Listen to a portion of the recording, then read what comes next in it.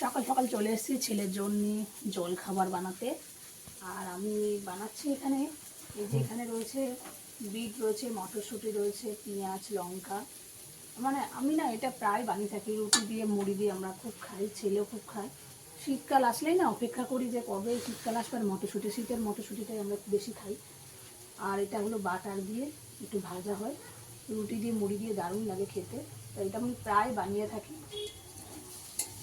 এটা আজকে হলো ছেলে হলো মুড়ি দিয়ে খাবে, আজকেও বানাচ্ছি এটা। দারুণ একটা জলকে মানে এটা, এই খাবারটা হেলদি এবং এটা পাউরুটি সেঁকে নিয়েও তুমি এটা খেতে পারো, খুব ভালো। এটা নিয়ে খাওয়াও খুব ভালো।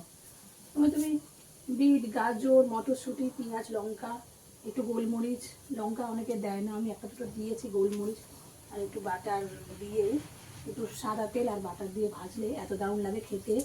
তুমি পাউরুটির সাথেও খেতে পারো, আটা রুটির সাথেও খেতে পারো, সব কিছুর সাথে খেতে পারো। আমাদের প্রায় হয়, খুব ভালো লাগে, আমাদের বাড়ির সবাই খুব ভালোভাবে খায়, এটা ভালোবাসে। আটা রুটি দিয়েও মাঝে মাঝে খাওয়া হয়, সবজিগুলোও খাওয়া হলো আর এমনি খাওয়াও খুব ভালো। চলো